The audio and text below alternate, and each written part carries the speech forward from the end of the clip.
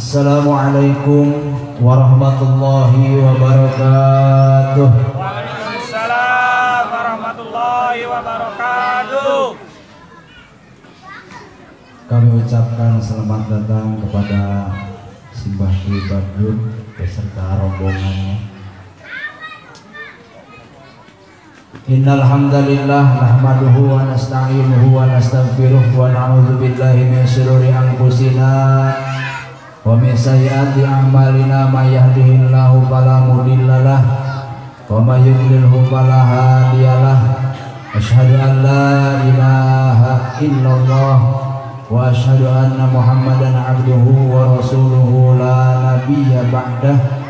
Allahumma shalli wa sallim ala sayyidina Muhammad wa ala alihi wa sahbihi ajma'in, amma ba'du. Fa ya ayyuhal hadirun ittaqullaha haqqa tuqatih wa la tamutunna illa wa antum muslimun.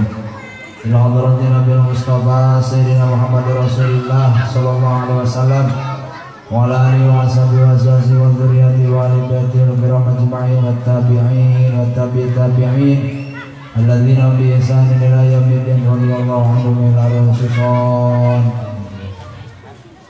wa ila rasulullah. Nafa'ana Allah bi ulumin naf'an mubarakan al-Fatihah. A'udzu billahi minasy syaithanir rajim. Bismillahirrahmanirrahim. Alhamdulillahirabbil alamin arrahmanir rahim maliki yaumiddin. Iyyaka na'budu wa iyyaka nasta'in ihdinas siratal mustaqim siratal ladzina an'amta 'alaihim ghairil maghdubi 'alaihim waladdallin. Masih semangat bapak-bapak? Masih. Ibu-ibu masih semangat? Nggak ada suaranya. Kalau sudah mulai ngantuk, tidur saja di tempat, Bu. Silahkan, tidak apa-apa. Bapak-bapak juga silahkan. Kalau sudah mulai ngantuk, tidur saja di tempat. Karena daripada meninggalkan pengajian sebelum selesai, lebih baik tidur di tempat. Ibarat kata seperti domba adu. Domba adu kalau kalah sampai pingsan ataupun mati di di tempat adu dombanya, maka si pemilik domba ini tidak akan marah-marah. Malah si domba yang mati akibat kalah akan disanjung-sanjung karena sudah ada kontribusi, ada kebanggaan buat pemilik domba. Tapi kalau domba yang belum saja dimulai perlombaan adu dombanya sudah kabur, pulang duluan, pasti dipukulnya sama yang punya domba. Betul apa betul? Bukan artinya saya menyamakan bapak-bapak ibu-ibu dengan domba, bukan. Yang harus digarisbawahi adalah sekalipun kita capek, lelah, ngantuk, lebih baik tidur di pengajian daripada pulang duluan sebelum pengajian selesai. Karena yang ngaji kemudian pulang duluan sebelum selesai, kata para ulama, itulah cucunya setan. Mau jadi cucunya setan, ibu mau? Bapak mau enggak? Jangan pulang dulu sampai selesai. Siap? Hadirin alladzina rahimakumullah. Acara malam hari ini dalam rangka safari Maulid. Bapak Ibu, apakah sudah mengetahui akar kata dari Maulid atau Maulud ini? Maulud atau Maulid ini adalah bahasa Arab. Asal katanya waladan, fi'il madinya walada, yaulidu. Jadi maulidun, bahkan dianjurkan. Jadi tidak ada alasan bagi orang-orang yang anti maulid atau anti maulud untuk membid'ahkan atau mengharamkan kegiatan-kegiatan yang diisi dengan hal-hal positif bahkan dianjurkan oleh agama dibingkai dalam rangka memperingati Maulid Nabi atau Maulud Nabi Muhammad sallallahu alaihi wasallam. Kecuali kalau Maulid Nabinya diisi dengan orkes dangdut, artisnya yang seksi-seksi. Pak D itu paling semangat biasanya kalau diisi dengan hal-hal seperti itu. Ya Pak D ya? Karena normal Pak D. Kalau bapak-bapak yang lain nggak suka berarti kurang normal. Perlu dipertanyakan ibu suaminya kalau sudah tidak suka dengan hal-hal seperti itu. Kalau diisi dengan hal-hal yang haram, baru itu bid'ah. Acara ini Safari Maulid diisi dengan pembacaan sholawat yang sangat luar biasa, semangat dari bapak ibu semuanya. Sholawat bagian dari agama atau bukan bapak? Tentu bagian dari agama, diperintahkan oleh Allah Subhanahu wa taala. Ya ayyuhalladzina amanu shallu alaihi wasallimu taslima. Kegiatan pembacaan sholawat dianjurkan oleh agama, kemudian diisi dengan pengajian, pembacaan ayat-ayat suci Al-Quran. Itu semua adalah rangkaian dari ketaatan yang diperintahkan dan dicontohkan oleh Rasulullah SAW. Walaupun bentuknya di zaman Rasul tidak seperti ini, tidak apa-apa bentuknya seperti apapun, kalau isinya mengandung hal-hal positif, bahkan ada pengajian di dalamnya menceritakan ilmu-ilmu Allah, memuji Allah dan Rasulnya, maka kegiatan tersebut akan menjadi positif. Maka hukumnya jadi halal, bahkan dianjurkan oleh agama. Setuju? Setuju tidak bapak-bapak? Setuju. Bagi yang tidak suka dan membid'ahkan, jangan kita benci pula, karena mereka punya dalil sendiri atau mereka belum nyampe ke dalil yang kita ketahui. Mereka ya mereka, kita ya kita. Kita tidak boleh mengganggu mereka yang tidak membolehkan acara seperti ini, dan mereka pun jangan mengganggu kita, mengusik kita yang tidak suka dengan acara Maulid Nabi Muhammad sallallahu alaihi wasallam. Bapak-bapak, ibu-ibu yang saya hormati, Bapak kenal dengan Nabi Isa? Pak, kenal nggak dengan Nabi Isa? Tidak, karena belum pernah ketemu. Tapi tahu Nabi Isa? Tahu. Nabi Isa Nabi yang keberapa? Nah, mulai mikir nih. Ini pelajaran SD kelas 2 kalau nggak salah. Nabi Isa Nabi yang keberapa? 24. Ibu-ibunya pintar, bapak-bapaknya pura-pura nggak tahu, padahal memang tidak tahu. Nabi yang ke-24 dan Nabi Muhammad Nabi yang ke-25. Nabi Isa ini hampir oleh umatnya dianggap sebagai nabi terakhir, karena mempunyai kemuliaan yang sangat luar biasa mendekati baginda Nabi Muhammad SAW. Beliau ini sosok nabi yang sangat ramah dan santun. Beliau ini selalu melihat orang lain dengan kacamata yang positif, sekalipun mereka tukang maksiat, tidak pernah melakukan ketaatan secara dohir. Karena bagi Nabi Isa prinsipnya melihat segala sesuatu itu harus seperti melihat bangkai. Bangkai ini walaupun bau menjijikan, tetapi ada bagian tubuh bangkai yang masih bersih, biasanya gigi atau kuku. Maka Nabi Isa mengibaratkan, kalau kita melihat orang lain, baik yang suka taat maupun yang tidak suka taat, maka lihatlah mereka seperti bangkai dan cari sisi positif dari orang tersebut. Jangan melihat sisi negatifnya, karena setiap orang itu mempunyai bibit dari nur Nabi Muhammad Shallallahu Alaihi Wasallam. Kita yang hadir di sini bahan bakunya adalah dari cahayanya Nabi Muhammad Shallallahu Alaihi Wasallam. Ada suatu hadis qudsi yang mengatakan laulaka lama khalaqtul aflah. Seandainya Nabi Muhammad nurnya dulu tidak diciptakan oleh Allah Subhanahu wa taala, maka tidak akan ada alam dan seisinya. Nur Nabi Muhammad, cahaya Nabi Muhammad ini makhluk Allah yang pertama kali diciptakan. Kemudian dari cahayanya Nabi Muhammad dipecah menjadi seluruh makhluk termasuk kita. Maka sebadung-badungnya orang, senakal-nakalnya Pak Tri pasti ada sisi baiknya, apalagi dipandang oleh istrinya. Ya Pak Tri itu kalau menurut istrinya yang paling ganteng, walaupun menurut saya ya asem, tapi menurut istrinya paling ganteng, relatif kan. Karena apa? Melihat dengan cinta.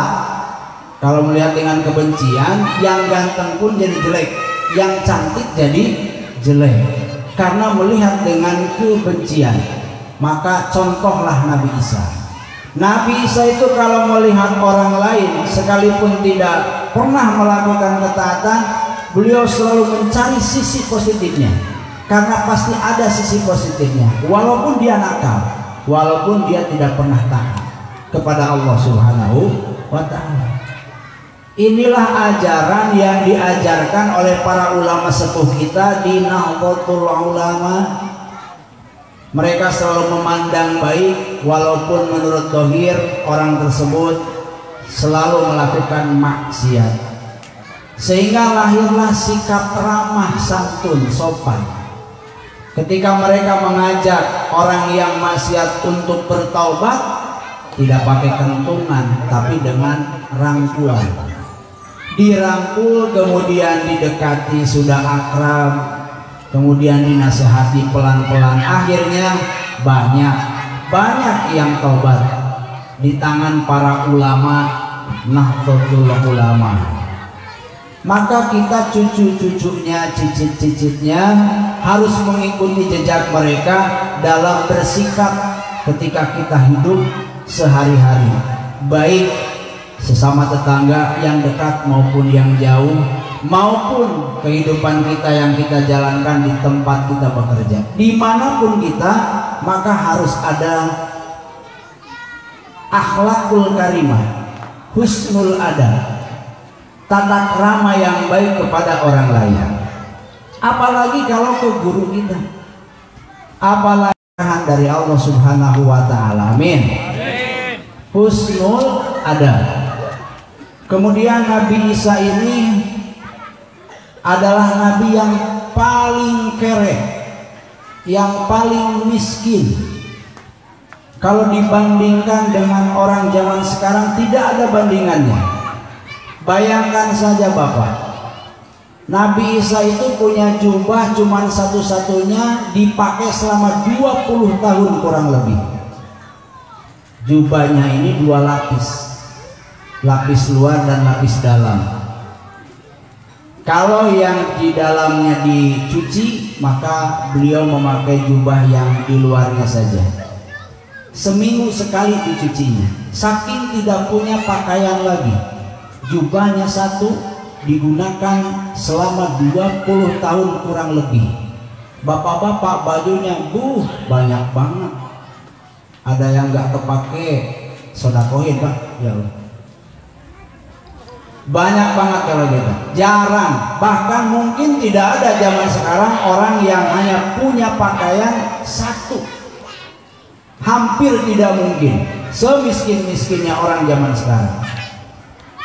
Kemudian Nabi Isa ini tidak punya rumah sama sekali, apalagi sertifikat tanah. Kalau kita alhamdulillah punya rumah walaupun belum nah, yang paling kenceng itu yang paling lama, masih lama, nggak apa-apa. Beliau tidak punya rumah, kemudian tinggal di mana? Tinggal di gua. Kalau ada gua istirahat, tidur di dalam gua, tidak punya tanah sejengkal pun, apalagi sertifikat. Karena dulu belum ada BPN. Kalau bikin surat nggak pernah dibikin sertifikat. Nah kemudian Nabi Isa ini punya sisir satu-satunya digunakan selama 20 tahun. Terus itu saja sisirnya, cuman satu. Nabi Isa ini punya gelas mangkok hanya satu, digunakan selama 20 tahun. Nabi Isa ini tidak punya istri sampai beliau diangkat oleh Allah ke langit. Tapi mudah-mudahan Gus Adib jangan ada di langit. Nanti setelah ada Ruhul Hakim, kemudian Dajjal turun, Nabi Isa turun. Dan terakhir Nabi Isa diakui sebagai umatnya Rasulullah SAW. Umat manusia semuanya soleh baru meninggal. Nah, setelah diakui sebagai umatnya Rasulullah SAW. Sekelas Nabi Isa yang paling fakir tidak pernah melupakan Allah Subhanahu wa Ta'ala, tidak pernah mengeluh sama sekali selama masa hidupnya, selalu beribadah kepada Allah walaupun dalam keadaan fakir. Fakirnya tidak menjadi halangan untuk dekat ibadah kepada Allah Subhanahu wa Ta'ala. Makanya nanti di hari kiamat, di dalam kitab Nasoil Ibad, saya bacakan supaya lebih otentik keilmuannya, karena saya berbicara bukan atas dasar pemikiran saya, tapi atas dasar pemikirannya para ulama dari para tabiin dari para sahabat dari Rasulullah SAW. Di dalam kitab tersebut dijelaskan wa yahtajullahu ta'ala alal fuqara'i bi Isa. Nanti di hari kiamat orang-orang fakir akan dihujah oleh Nabi Isa. Kana yaqulullahu lahum lima taraktumul ibadah. Kata Allah, kenapa kalian orang-orang fakir ketika di dunia selalu meninggal ibadah, tidak pernah mau sholat, zakat, puasa dan lain sebagainya? Fa in qalu nahnu mas'uluna bimasaqatil faqri. Kalau orang-orang fakir menjawabnya seperti ini, Gusti Allah, saya tidak pernah ibadah karena saya sibuk mengurus kebutuhan sehari-hari karena saya orang fakir. Allah kemudian menjawab, qalallahu lahum abdi. Kalian lihat hambaku Isa alaihi salam, aqruman fil ardi. Nabi Isa ini adalah orang yang paling fakir ketika di dunia. Wa huwa lam yamlik syai'an minad dunya.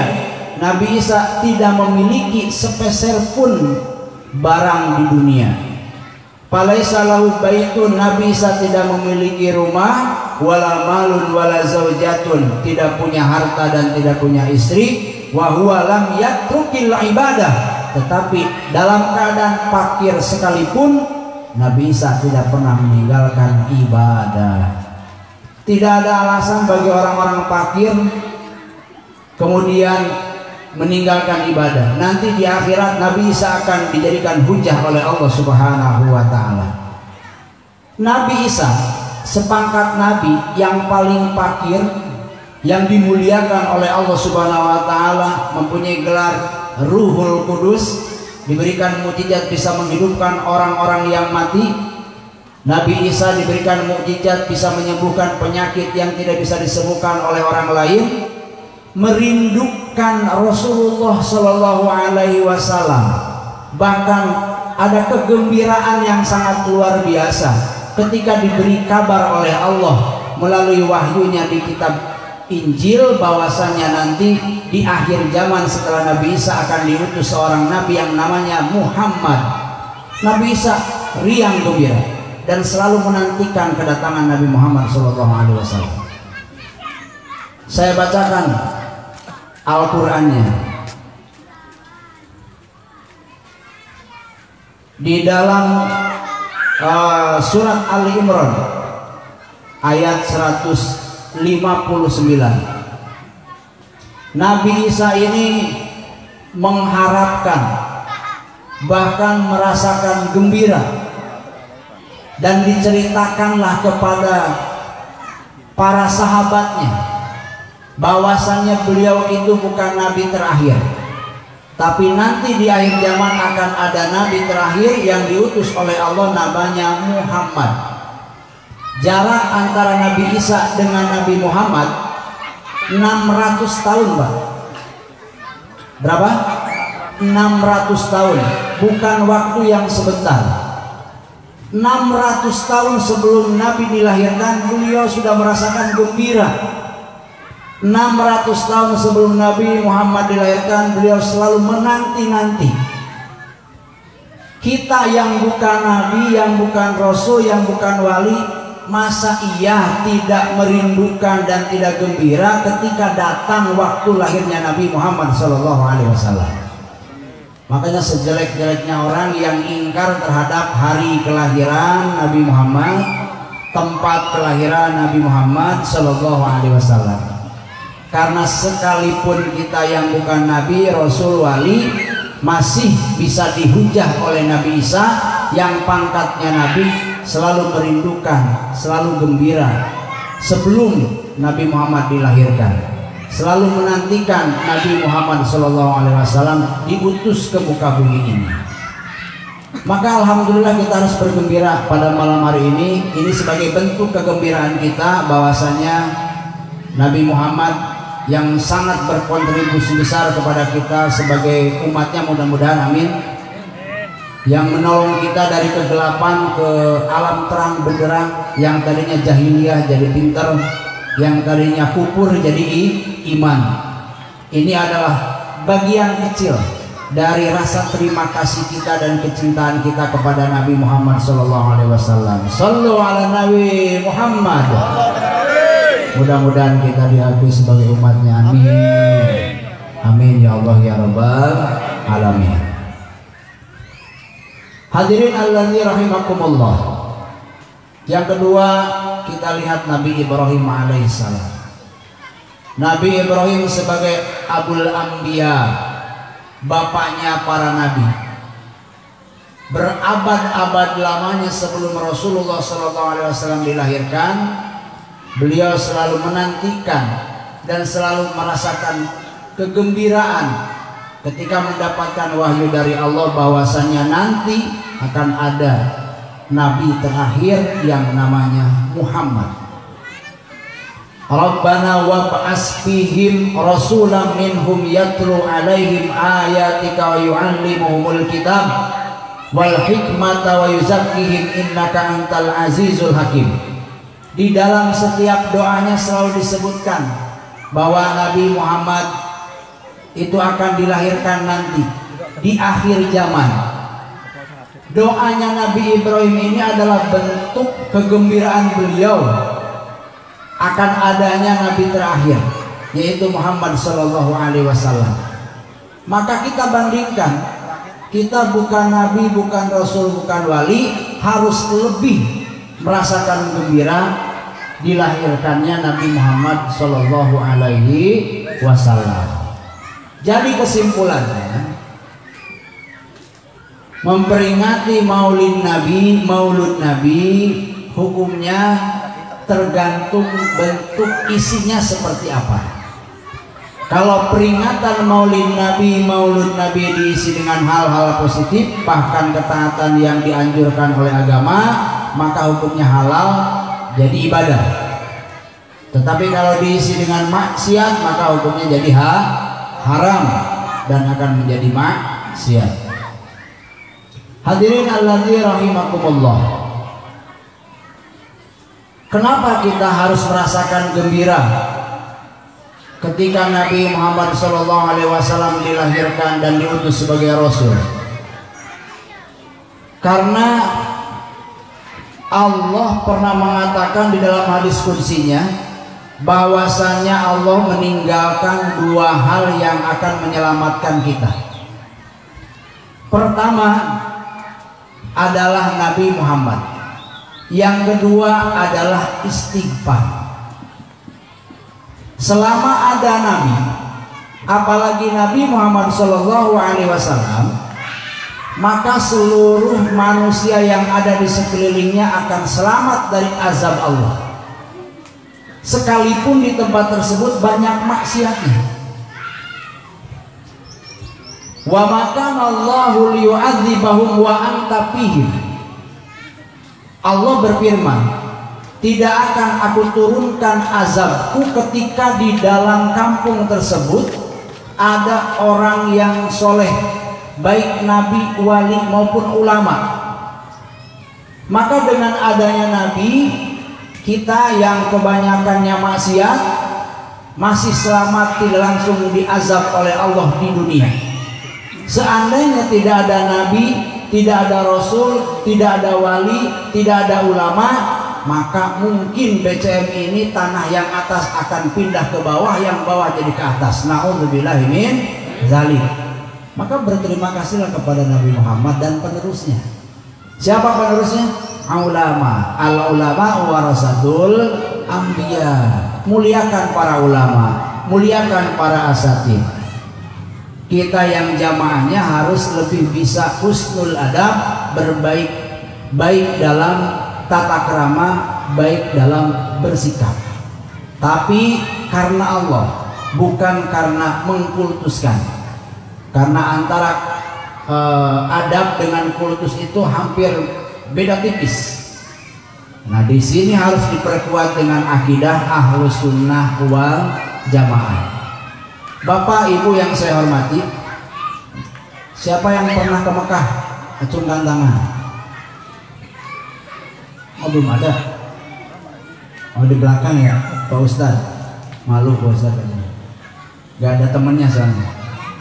Kalau yang pernah ke Mekah tahun 2005, saya beja ya baca berita itu. Saya juga berita dari orang lain karena saya belum pernah ke sana. Tahun 2005 tempat kelahiran Nabi ini masih ada. Tempat kelahiran Nabi ini masih ada. Kemudian banyak yang ziarah ke tempat tersebut. Karena raja di Mekah itu punya madhabnya, mohon maaf, Wahabi. Jadi memandang kegiatan ziarah ini sebagai bentuk kemusyrikan, sebagai bentuk pengkultusan. Bapak tahu kultus? Ini kultus bukan makanan ya. Kultus itu menuhankan manusia. Manusia dianggap sebagai Tuhan. Bentuk ziarahnya umat muslim ke tempat lahirnya Nabi Muhammad SAW itu dianggap oleh mereka sebagai bentuk pengkultusan, sebagai bentuk menuhankannya Nabi Muhammad SAW. Sehingga di 2008 kalau tidak salah, tempat lahirnya Nabi Muhammad ini ditutup dan dijadikan sebagai perpustakaan. Dan ada tulisan di dindingnya bahwasannya tidak boleh berziarah ke tempat ini karena ziarah itu tidak dianjurkan oleh agama dan hukumnya bid'ah. Kalau tidak percaya, Bapak nanti ke sana baca sendiri. Tulisannya pakai bahasa Inggris, India, Afrika, terus bahasa Pakistan kalau nggak salah. Bahasa Indonesianya nggak ada. Tapi intinya ada ya? Ada apa enggak? Oh, belum kesana juga. Saya ketipu nih. Tapi intinya apa? Intinya mereka memandang segala bentuk amaliyah ibadah yang kita lakukan itu sebagai bentuk kemusyrikan. Tapi menurut kita itu bukan kemusyrikan, karena ziarah itu dicontohkan oleh Rasulullah SAW. Kita itu mengerjakan wasilah, jalan pelantara. Dengan kecintaan kita kepada Rasul dibuktikan dengan ziarah ke tempat lahirnya, harapan kita mendapatkan ridho Allah Subhanahu wa Ta'ala. Tapi jangan pula kita kebablasan. Ziarah ke tempat Rasul, minta wasilah kepada Rasul, Allahnya lupa, yang diingatnya Rasul saja. Nah, ini yang mungkin dikhawatirkan oleh orang-orang di sana. Tapi insya Allah di Indonesia itu dijaga, diajarkan, diedukasi oleh para ulama. bentuk ziarah, bentuk apapun itu bukan sebagai bentuk pengkultusan kepada Nabi, tetapi sebagai bentuk wasilah. Kita mengerjakan pelantara dengan mendekati Rasul yang pangkatnya sebagai Habibullah, kekasih Allah, yang sudah pasti dekat dengan Allah Subhanahu wa taala. Harapannya kita mendapatkan ridho Allah Subhanahu wa taala. Paham, Pak? Sampai sekarang jadi perpustakaan dan tidak boleh untuk diziarahi. Nah, di sini kita perlu punya pandangan yang luas dalam memandang sesuatu. Kita akan mempunyai pandangan yang luas ketika kita mempunyai pengetahuan yang luas. Maka sangat cocok untuk mengisi peringatan Maulid Nabi atau safari Maulid atau safari Maulud dengan bacaan sholawat, zikir, dan yang paling penting membicarakan tentang ilmu-ilmu Allah Subhanahu wa taala. Karena kalau kita berbicara tentang ilmu, isinya muji Allah dan Rasul. Kalau kita berbicara tentang ilmu, isinya memuji Allah dan Rasul. Jangan disangka ngaji seperti ini tidak ada pujian ke Allah, tidak ada pujian ke Rasul. Dengan menceritakan hukum-hukum Allah, hakikatnya kita sedang memuji Allah Subhanahu wa taala. Dan akan bersih dari kepentingan pribadi. Biasanya kalau ngaji itu akan bersih dari kepentingan pribadi. Sehingga pure, murni di dalam pengajian ketika membicarakan hukum-hukum Allah, murni membicarakan keesaan, keagungan, kehormatan dan kemuliaan Allah Nabi Muhammad sallallahu alaihi wasallam. Kemuliaan Nabi Muhammad diceritakan, keagungan Allah Subhanahu wa taala diceritakan. Semuanya tentang Allah dan Rasul. Kita tidak berbicara tentang kepentingan kita, tapi kita selalu menceritakan keagungan Allah, kekuasaan Allah, kemuliaan Nabi Muhammad sallallahu alaihi wasallam. Dan dengan jalan ini adalah jalan salah satu untuk mencapai ridho Allah Subhanahu wa taala. Sangat cocok untuk mengisi acara-acara seperti ini. Jadi intinya untuk mendapatkan amaliyah ibadah yang diterima oleh Allah Subhanahu wa taala apapun bentuknya, walaupun tidak dicontohkan oleh Rasul seperti ini, kalau kita isi dengan hal-hal positif seperti ngaji, baca sholawat dan lain sebagainya, itu akan menjadi amal ibadah. Bapak Ibu yang saya hormati, kemudian satu lagi, Allah menyimpan untuk umat Nabi Muhammad sesuatu yang bisa mengamankan dari azab Allah, yaitu istighfar. Artinya istighfar ini meminta permohonan kepada Allah Subhanahu wa taala. Kenapa ada dua?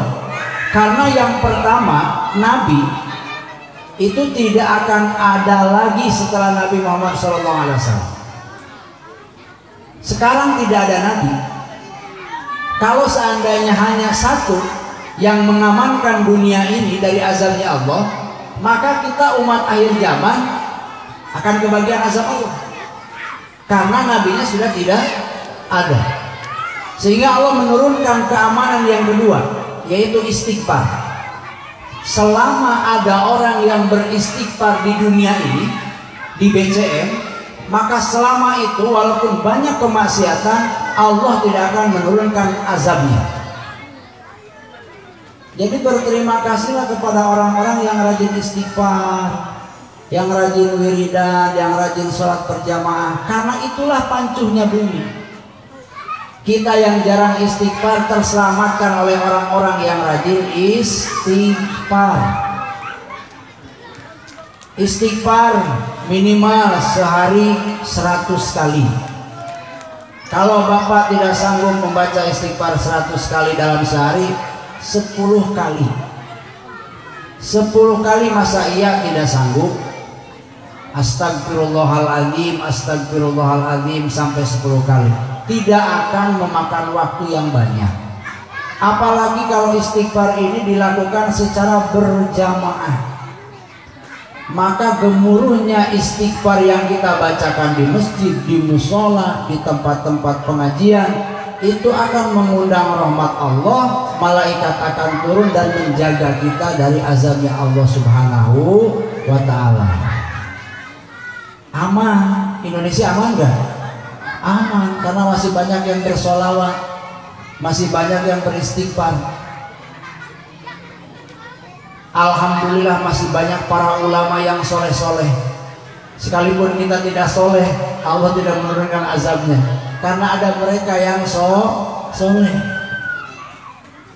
Jadi dua kesimpulannya.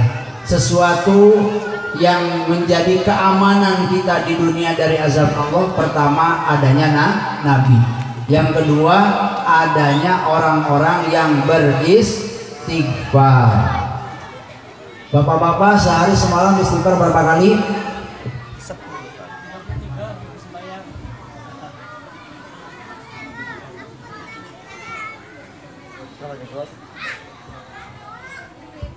Pade berapa kali Pade? 33 setelah selesai sembahyang. Itu pun kalau ingat. Biasanya kalau di rumah jarang istighfar, tapi kalau di masjid biasanya ke bawah sama imam. Makanya kalau sholat mending berjamaah di masjid. Kalau di masjid mau langsung pulang kan malu, akhirnya terpaksa ikut wiridan, ikut baca istighfar. Nggak apa-apa. Pertama karena malu, istiqomah akhirnya jadi kebiasaan. Tanpa ada imam, tanpa ada orang pun kita kalau sudah jadi kebiasaan akan terus rajin beristighfar. Walaupun kita sholat di rumah. Kadang laki-laki itu dianjurkan untuk sholat berjamaah di masjid. Kalau ibu-ibu dianjurkan sholat di mana? Di rumah. Karena ibu-ibu itu madonatus sahwat, tidak boleh banyak keluar rumah. Madonatus sahwat itu apa? Tempat keluarnya sahwat. Kalau kita lihat ibu-ibu yang cantik kan bapak-bapak melotot terus akhirnya. Jadi mau sholat pun dosa dulu akhirnya. Jadi kalau bisa, apalagi bapak-bapak yang punya istri cantik, jangan sering dikeluarin, ya. Suruh diem di rumah. Lihatin sama bapak-bapak doang suaminya. Jangan dilihatin sama orang lain. Zaman sekarang itu aneh. Anehnya begini, punya istri cantik, didangdanin seksi, tapi giliran dilihatin sama orang, dipelototin terus. Suaminya marah. Ya kan? Punya istri cantik didandanin pakai pakaian seksi, Patri melotot kayak gitu kan? Melotot sambil bawa motor terus. Pasti suaminya marah. Ya kan? Terus perempuan juga sama. Pakai baju seksi, kelihatan misalnya sedikit. Kalau dia ke bawah, bajunya ke atas kan? Itu kalau udah ke atas didorong-dorong ke bawah, ditarik-tarik ke bawah. Saya pikir kalau memang mau pakai baju seksi ya kalau agak nyingsak dikit ya udah sekalian dibuka gitu kan, biar nggak tanggung ya. Ya aneh, pengen terlihat seksi tapi dilihat marah. Kalau memang dilihat marah ya pakai jilbab, jangan pakai baju seksi. Dan itu akan mengundang kejahatan yang lainnya. Ya, karena timbulnya kejahatan pelecehan terhadap wanita itu dikarenakan wanitanya selalu mengumbar syahwat. Auratnya perempuan itu sekujur badannya dari atas sampai bawah, termasuk rambutnya. Suaranya saja aurat. Ya, suaranya saja aurat. Ya kan? Coba kalau perempuan salawatan kan suaranya agak serak-serak basah. Nah itu yang bikin laki-laki jadi naik syahwat. Makanya dimakruhkan suara wanita itu memakai pengeras suara. Tidak boleh, dimakruhkan karena akan mengundang syahwat. seluruh badannya jadi aurat, suaranya aurat, kecuali kalau menurut madhab Syafi'iyah di luar sholat itu kecuali matanya sebelah itu boleh terlihat oleh orang lain. Sebelah ya, kayak apa namanya, bajak laut, ini sebelah ya. Nah, yang pakai cadar kalau mengikuti madhab Syafi'i satu lagi tutup matanya, karena madhab yang lain selain Imam Syafi'i mengatakan, Imam Malik misalnya, di luar sholat ibu-ibu itu boleh terlihat wajahnya, ya kayak di Indonesia pakai jilbab terlihat wajahnya saja, sama telapak tangan itu bukan aurat. Menurut madhab siapa? Malikiyah. Menurut madhab Malikiyah. Tapi menurut madhab Syafi'iyah seluruh badan kecuali matanya yang satu boleh terlihat. Nah, rata-rata kita di NU perempuannya muslimat patayat itu menganut madhab Malikiyah, karena kalau pakai jilbab muka dan telapak tangannya kelihatan. Kalau yang nggak pakai jilbab dadanya kelihatan, pinggulnya kelihatan, madhab siapa? Madhab Pak Tri kayaknya.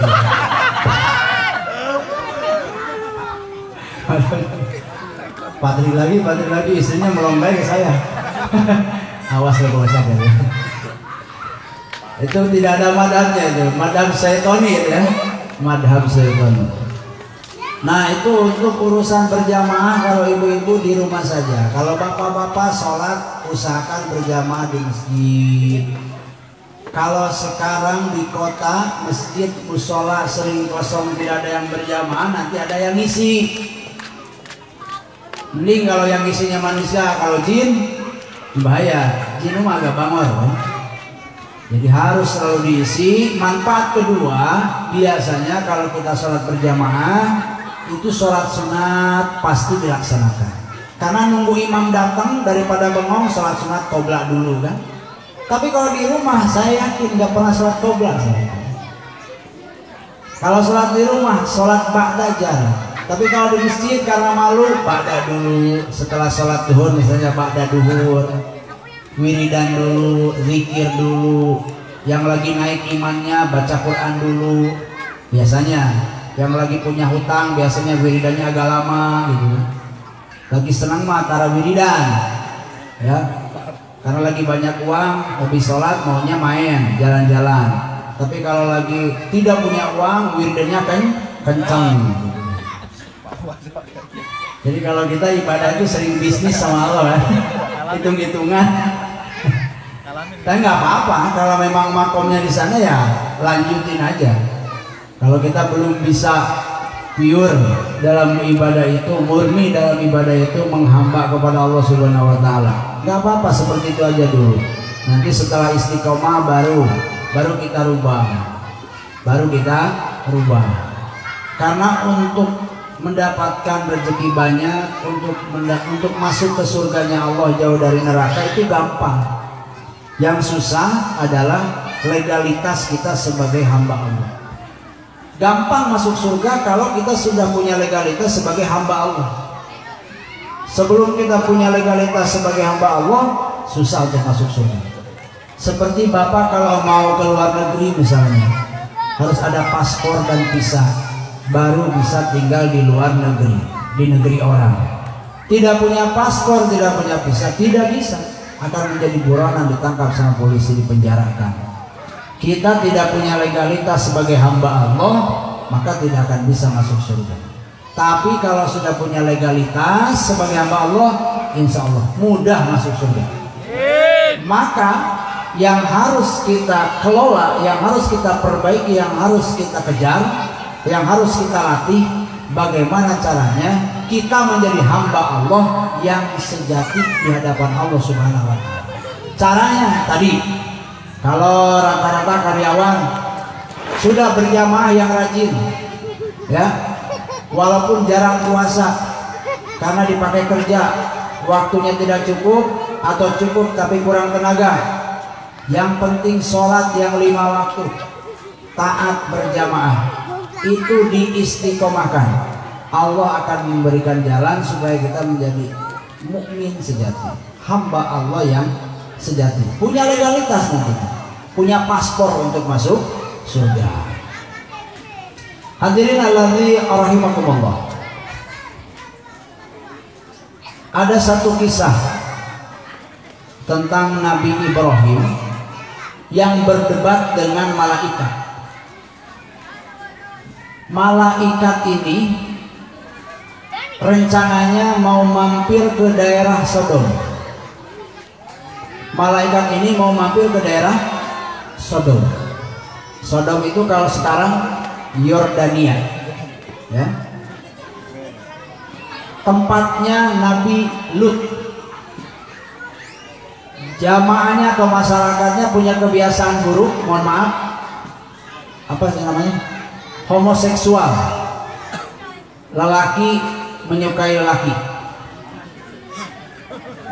Maka malaikat ini diutus oleh Allah untuk menghancurkan daerah Sodom ini, untuk menghancurkan ahli kampung Sodom ini. Kemudian Nabi Ibrahim ketika mendengar itu mendebat, menghujah malaikat. Kata Nabi Ibrahim, wahai malaikat, seandainya di daerah Sodom itu ada 300 orang yang beriman kepada Allah, apakah engkau akan tetap menghancurkannya? Lah, tidak. Kalau 200 tidak, kalau 100 tidak. Kalau misalnya hanya ada 1 orang yang beriman di daerah Sodom, apakah kamu tetap akan menghancurkannya? Lah, tidak. Kemudian Nabi Ibrahim mengeluarkan kalimat yang tertera di dalam Al-Quran. Di sana itu ada makhluk yang titelnya menjadi hamba Allah, namanya. Karena Nabi Ibrahim punya prinsip, Allah tidak akan menghancurkan satu kaum ketika di dalam kaum tersebut ada orang soleh. Bahwasanya malaikat ini sudah diberikan ilmu oleh Allah bahwa Nabi Lut akan diselamatkan, sedangkan kaumnya akan dihancurkan. Tanah yang atas jadi ke bawah, yang bawah jadi ke atas, musnah semua kaum Nabi Lut, kecuali Nabi Lut dan yang iman. Ini membuktikan bahwasannya kalau di daerah kita masih ada yang beristighfar, ada yang berjamaah, ada yang mujahadah, ada yang sholawat, ada yang ngaji, maka Allah akan menurunkan rahmatnya, menjauhkan azabnya. Dan ini harus kita latih setiap saat, karena kalau tidak dilatih, maka selamanya tidak mungkin kita akan menjadi hamba Allah yang sejati. Cara melatihnya tadi istiqomah berjamaah, sholat sunat banyakin, istighfar banyakin. Hadirin alladzina rahimakumullah. Kemudian di dalam acara Safari Maulid ini saya sedikit menggarisbawahi bahwasannya dalam bersolawat itu sangat luar biasa semangatnya dan harus diistiqomahkan. Tetapi solawat ini sebagai bentuk pujian kita kepada siapa? Nabi Muhammad, sebagai bentuk doa kita kepada Nabi Muhammad. Kenapa kita harus memperbanyak solawat? Sebagai bentuk apresiasi atas kontribusinya Nabi Muhammad. Sehingga usahakan bacaan solawat itu supaya diterima oleh Allah Subhanahu Wa Taala. Redaksi kalimat solawatnya harus yang banyak memuji Nabi Muhammad. Jangan banyak kalimat yang meminta kepentingan untuk diri kita. Misalnya anta syamsun, anta badrun, itu kan pujian kepada Nabi Muhammad. Terus anta nurun fawqa nuri, kan? Tala al badru alaina, itu pujian. Para ulama di dalam kitab Biba Simtud Duror mencontohkan seperti itu. memperbanyak sholawat dengan kalimat sholawat yang isinya kebanyakan memuji Nabi Muhammad, memuji Allah Subhanahu wa Ta'ala. Untuk kepentingan pribadi, hajat kita pribadinya di akhir sedikit saja. Karena tadi dengan kita memuji Allah dan Rasulnya setiap saat istiqomah, kita akan punya legalitas sebagai hamba Allah yang sejati. Maka dengan sendirinya hajat kita tanpa dipinta pun akan diberikan oleh Allah Subhanahu wa Ta'ala. Kemudian yang kedua, Nabi Muhammad itu cahaya sampai sekarang belum meninggal. Jangan dikatakan la yahsabanal ladina qutilu fi sabilillahi amwata, kan?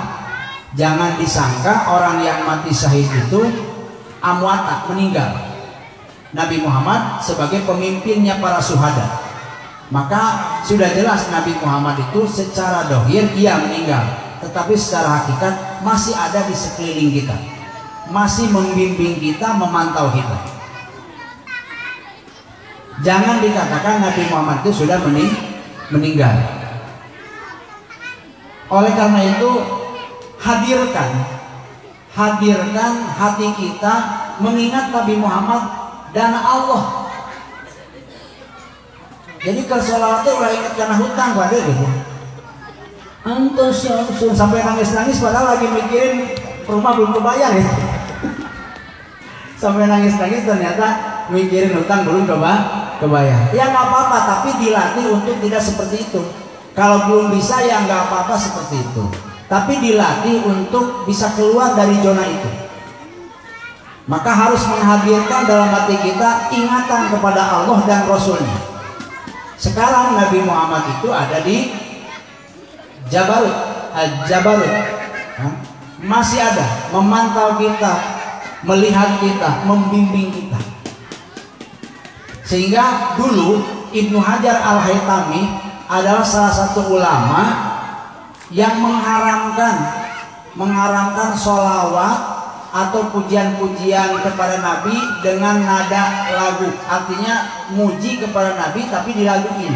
Kayak sekarang itu Ibnu Hajar Al-Haytami pernah mengharamkan nyanyian-nyanyian yang isinya memuji Nabi Muhammad SAW.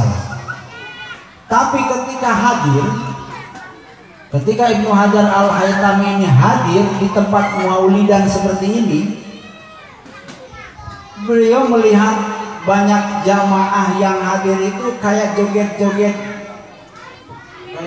apa itu namanya? Turki ya? Sufi ya? Sufi. Kayak orang yang terlena dengan kecintaannya kepada Allah dan Rasulnya. Saking terlenanya tidak sadar badannya digerak-gerakin. Ya. Saking menikmati kecintaannya kepada Allah dan Rasulnya, mereka tidak sadar badannya gerak sendiri, dan gerakannya itu seperti joget. Ibnu Hajar Al-Haytami pada saat itu malah ikut goyang juga, padahal beliau mengharamkan, tapi ikut goyang, tapi bukan goyang ngebor, bukan ya, bukan kayak ini, ikut goyang. Setelah selesai maulidan ditanya, wahai Syekh, kamu itu kan orang yang paling menentang tentang kegiatan seperti ini, bahkan mengharamkan. Tapi kenapa sekarang sampai joget-joget ikut dengan mereka? Iya, awalnya saya mengharamkan. Tapi tadi pas saya hadir di maulid Nabi, saya melihat Rasul pun sama seperti jamaah sambil joget-joget dikit. Ya akhirnya saya malu, Nabi pun hadir dengan jogetan sedikit, saya pun ikut joget itu.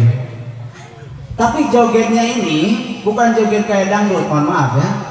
Artinya gerakan badan, karena saking iseknya, saking cintanya kepada Allah dan Rasulnya, dimabuk cinta sampai tidak sadar menggerakkan badannya. Cek orang Sunda mah kapeng peongan ya Pak Sedek. Kapeng peongan. Artinya cinta banget sampai tidak sadar dengan dirinya sendiri. Nah ini harus dilatih, Pak. Bapak-bapak yang sudah rajin sholawat, setiap safari maulid, hadirkan dalam hati kita Allah dan Rasulnya. Caranya seperti apa? Caranya ketika kita sholawat, hati kita pun harus ikut membacakan sholawat. Itu yang paling sederhana. Jangan ingat hal-hal yang lain.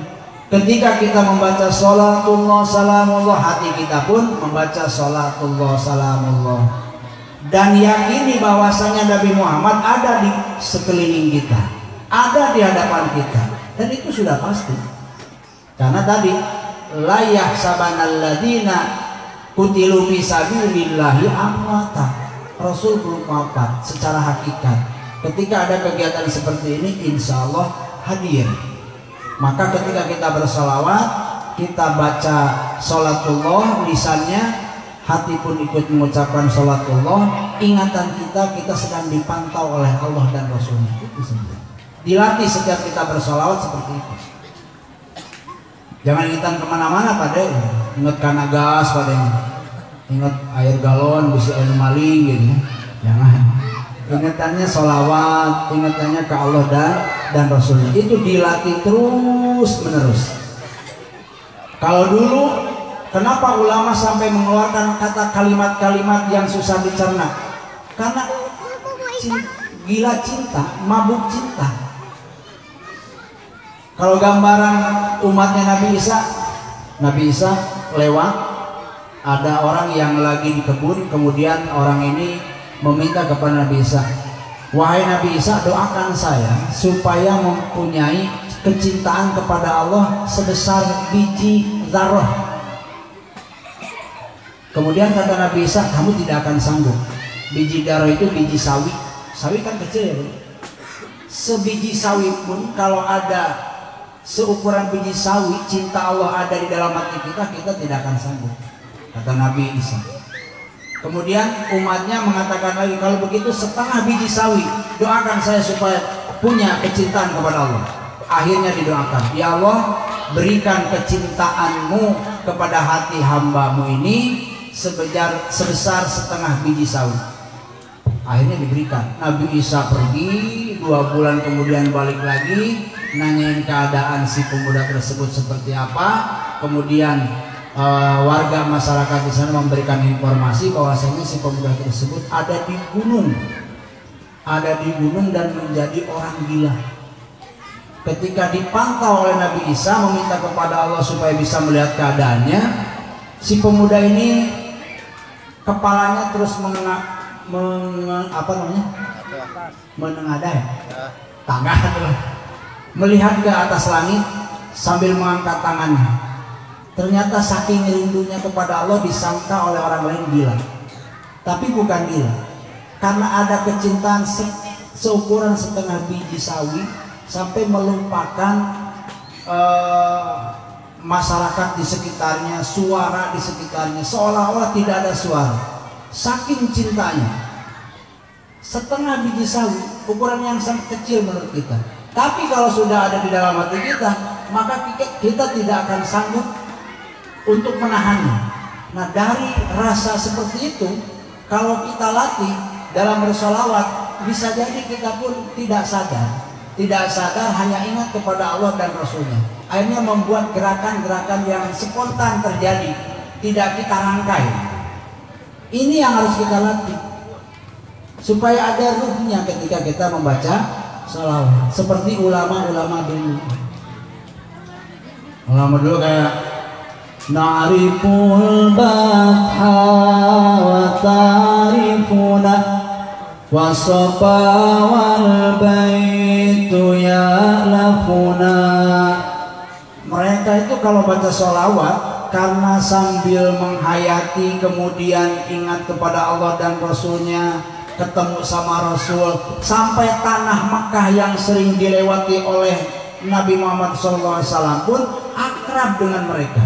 Ketika mereka sujud di tanah tersebut, tanahnya ngobrol, merasakan gembira. Ketika tidak ada sujud, merasakan sedih. Artinya kan itu, na'riful batha, kami kenal dengan tanah Batha. Batha itu tanah di Mekah yang sering diinjak oleh Rasul. Ketika disujudin oleh para ulama pada saat itu, tanah ini senang karena ulama sebagai pewaris para nabi. Wa ta'rifuna, dan si Batha ini, tanah Batha ini kenal sama ulama. Wasofa wal baitu ya'lakuna akrab dengan sofa, akrab dengan Baitullah. Walanal ma'la wa khaitu mina, paklaman hada wakun wakuni.